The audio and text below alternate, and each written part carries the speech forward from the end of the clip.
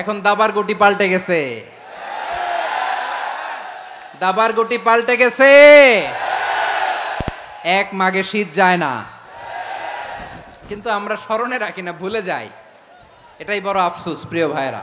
এই যে দেখেন কিছুদিন আগে আমাদের বর্তমান নেতা ডক্টর ইউনূস, উনি সব রাজনৈতিক নেতৃবৃন্দদেরকে ডেকেছেন একটা ইস্যুকে কেন্দ্র করে। তার মানে গোটা বাংলাদেশ এক হয়ে গিয়েছে। আমরা সবাই উদ্বেলিত হয়েছে, উচ্ছ্বসিত হয়েছে, ঠিক কিনা বলেন? রাজনৈতিক নেতাদেরকে ডেকেছেন উনি, আমরা এক হয়েছি। এরপরে ধর্মীয় অঙ্গনের যে লিডাররা, বিভিন্ন ধর্মের, শুধু মুসলিম না, সবাইকে ডেকেছেন, আমরা ঐক্যবদ্ধ হয়েছি। এটাকে বলে ন্যাশনাল ইউনিটি, জাতীয় ঐক্য। যে কোনো ধরনের কনস্পাইরেসি, ষড়যন্ত্র, আধিপত্যবাদ মোকাবেলায় জাতীয় ঐক্যের চেয়ে মোক্ষম হাতিয়ার আর নাই।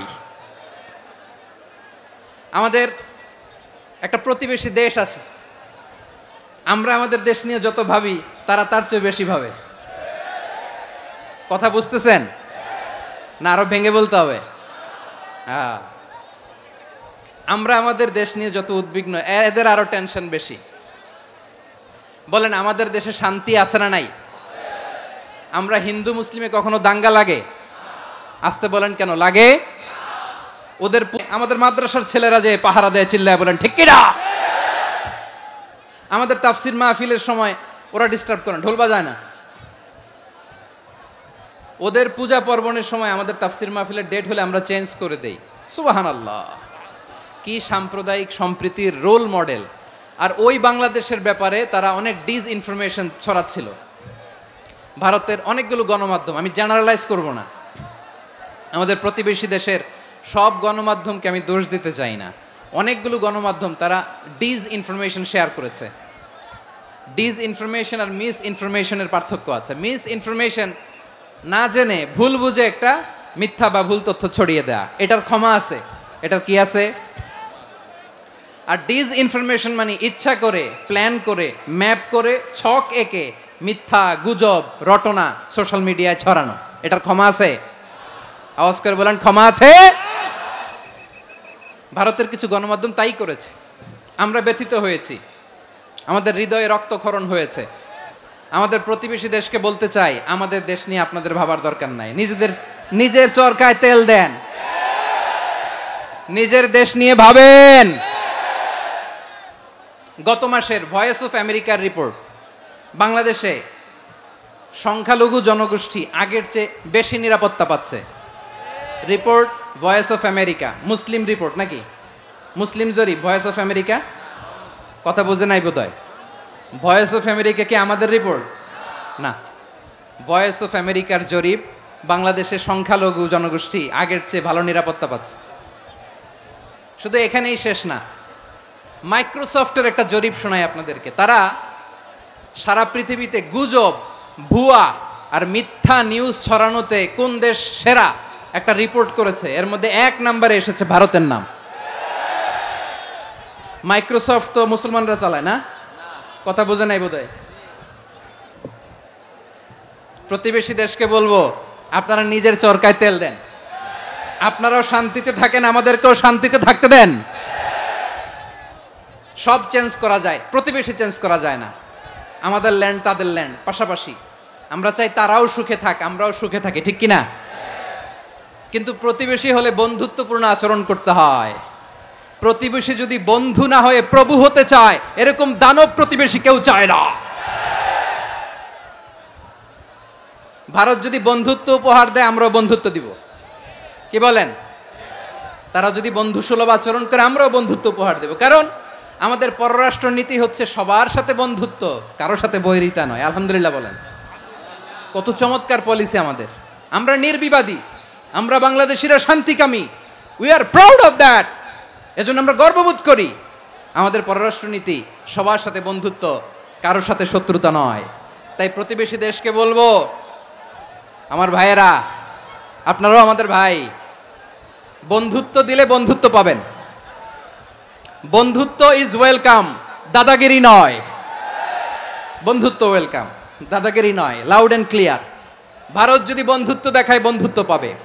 কিন্তু ভারত যদি বাংলাদেশে আধিপত্যবাদ বিস্তার করতে চায়, বাংলাদেশের 18 কোটি জনগণ সেটা রুখে দেবে। ভারত যদি গৌর গোবিন্দের ভূমিকায় নামতে চায়, দেশের 18 কোটি মুসলমান শাহজালালের ভূমিকায় নামবে।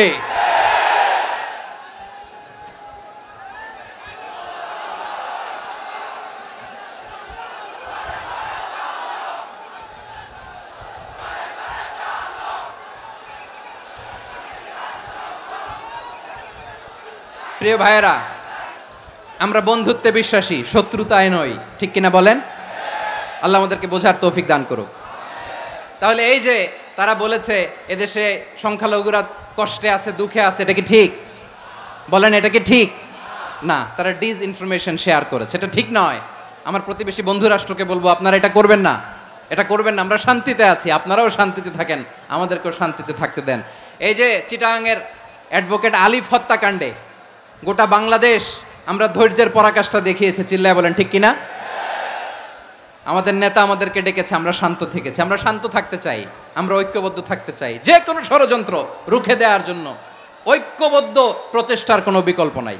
পেকুয়ার ভাইয়েরা, এটা তো আমার ওয়ার্ম আপ প্রোগ্রাম। আমার বিভাগীয় প্রোগ্রাম হচ্ছে 8 বিভাগে 8টা। কয়টা? এটা কেন নিলাম? নেয়ামতুল্লাহ নিজামীর জ্বালা থেকে বাঁচার জন্য নিলাম। ওর জ্বালাতনে ও পারে না মালয়েশিয়া থেকে আমরা টেনে নিয়ে আস, চার্টার ফ্লাইট ভাড়া করে পারে না নিয়ে আস। এমন কোনো মাধ্যম নাই, এমন কোনো ওয়ে নাই, সে ধরে নাই। আর তার কাছে আমার কাছে তার দাবিও আছে, কারণ এর আগে 2-3 বার আসার কথা ছিল। কয়েকবার এসে এসে ফিরে গেছি, অনুমতি হয় নাই। এখন দাবার গুটি পাল্টে গেছে, দাবার গুটি পাল্টে গেছে। এক মাঘে শীত যায় না, কিন্তু আমরা স্মরণে রাখি না, ভুলে যাই।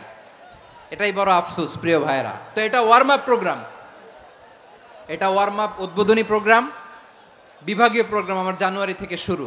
তো যা যা করছেন আমার সাথে পেকুয়াতে সব কিন্তু বয়ান দিব, ওই জায়গায় সব বলে দিব পেকুয়াবাসী কি করছে। আমি তো ভাবছি পেকুয়ার জেনারেশন জি আমাকে এমনভাবে রিসিভ করবে, আমার কোনো ব্যাক পেতে হবে না, কষ্ট পেতে হবে না। আমাকে স্মার্টলি তারা স্টেজে রিসিভ করবে, স্মার্টলি তারা সেফ এন্ট্রি সেফ এক্সিট দিবে। তো বাস্তবে তো উল্টা, একেবারে উল্টা। আমি জানি জায়গা নাই, ওই যে দেখছেন উত্তর রেডিয়াস। আমি জানি যে ধারণ ক্ষমতার অনেক বেশি লোক হয়ে গেছে, এটা আমি জানি। ভালোবাসা কোনো আইন কানুন দিয়ে মাপা যায় না, এটা আমি জানি। এটা যে ভালোবাসার বহিঃপ্রকাশ, এটাও আমি বুঝি। ভালোবাসাকে আটকায় রাখা যায় না। এটা যে ভালোবাসার অগ্নি স্ফুলিঙ্গ, এটারে কোনো কিছু দিয়ে দামায় রাখা যাবে না, এটা আমি টের পাই। এজন্যই মনকে বুঝতে যেটা ভালোবাসা। মেহেরবানি করে অল্প কয়েকটা মিনিট একটু সুশৃঙ্খল আমার সাথে থাকতে হবে, আল্লাহর ওয়াস্তে, আল্লাহর ওয়াস্তে। আমরা ঐক্যবদ্ধ জীবনযাপন করতে চাই কি চাই না? চাই। ঐক্যের কোনো বিকল্প নাই। গত 50 বছর তো দেখেছি ডিসইউনিটি, অনৈক্য, বিভেদ, বিচ্ছিন্নতা আমাদেরকে কোথায় নিয়ে গিয়েছে।